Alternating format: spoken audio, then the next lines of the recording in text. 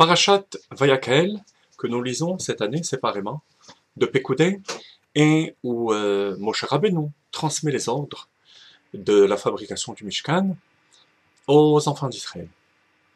Et j'aurais voulu qu'on s'arrête aujourd'hui sur deux éléments du Mishkan fondamentaux, qui sont le Mizbeach intérieur, à l'intérieur du Echal, qui était en or, recouvert d'or, et le Mizbeach extérieur, qui était recouvert de cuivre. La Chassidut explique, basée sur la Kabbalah, que le Mizbeach représente le cœur du juif. C'est la raison pour laquelle on sacrifiait les bêtes sur l'autel, puisque le cœur est le siège des pulsions animales. D'autant plus que l'autel mesurait 32 coudées. 32 coudées, ça fait en hébreu lev. Lev, c'est le cœur. La Mishnah dit que lorsque des ustensiles du temple devenaient impurs, bien entendu, il fallait les purifier, les passer au mikvé. Pour le Mizbeach, que ce soit le Mizbeach intérieur ou extérieur, ça n'était pas le cas, parce que Eno Mekabel Touma, ils ne peuvent pas contracter d'impureté. Pour quelle raison? Machloket, Rabbi Eliezer, Chachamim. D'après Rabbi Eliezer à Gadol, c'est parce qu'ils sont appelés Adama. Mizbach Adama. Or, Adama, c'est la terre. La terre ne peut pas contracter d'impureté. Il en va de même pour les autels qui ne peuvent pas contracter d'impureté. Ça, c'est Rabbi Eliezer à Gadol. Chachamim, eux, ont une autre explication, mais bien sûr qui aboutit à la même conclusion. Les Mizbechot, les autels, ne pouvaient pas contracter d'impureté, tout simplement parce que ce qui contracte l'impureté, c'est le revêtement, le tsipouille, qui était ou en or pour l'autel intérieur, ou en cuivre pour l'autel extérieur. Or, un objet metsoupé, qui n'a qu'un revêtement, n'est pas mekabel touma, ne contracte pas d'impureté, parce que ce revêtement, qui en soi aurait pu recevoir la touma, n'est qu'un revêtement, justement, et batel est annulé à l'intérieur de l'autel. Voilà l'opinion des Chachamim. Que signifie cette discussion et ces détails techniques dans notre vie de chaque jour? La chose suivante. Tout d'abord, qu'est-ce que le Mizbeach? On a expliqué tout à l'heure, par son aspect extérieur et intérieur, le cœur du juif. La Torah nous dit d'emblée que le cœur, ce que représente le cœur, les sentiments, la passion profonde d'un juif, c'est Nekudat HaYahadut.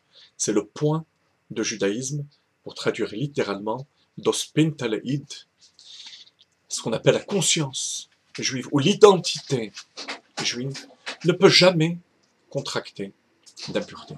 Au contraire, elle est prête, chez chacun d'entre nous, à se sacrifier pour Akadosh Baruch. Parce que Mizbeach, c'est bien le sens de l'autel du sacrifice, que ce soit pour les encens ou pour les sacrifices animaux. Il s'agit de sacrifice.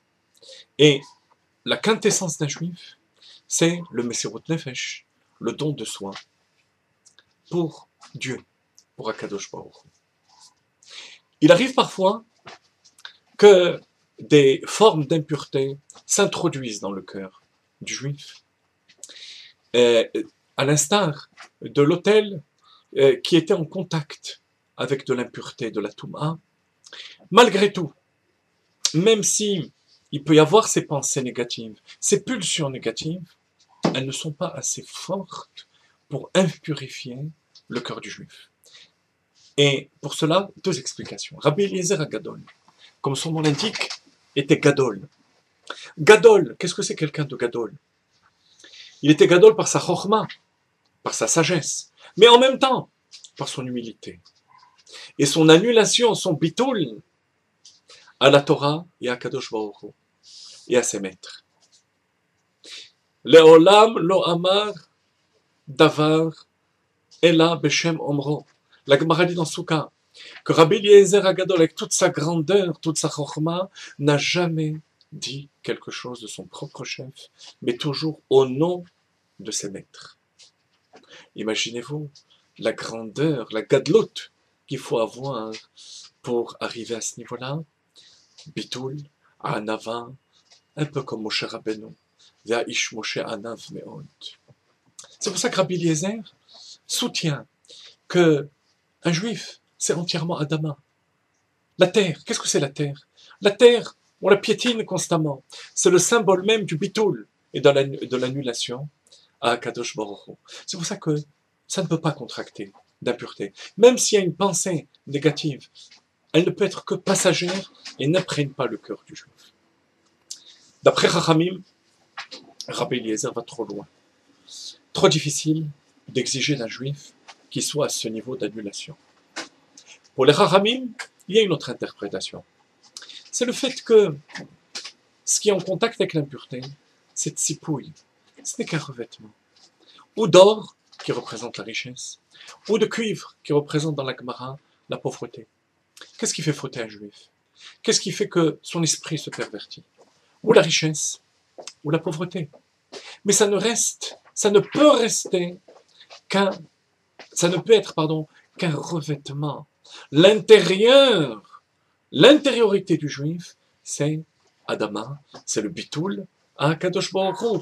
Eh bien, c'est suffisant pour que ces mauvaises pensées, ces mauvaises pulsions qui proviennent de l'or et de l'argent s'annulent et s'effacent devant le Mizbeach. Voilà de quelle manière, chers amis, on doit considérer notre approche vis-à-vis de notre prochain.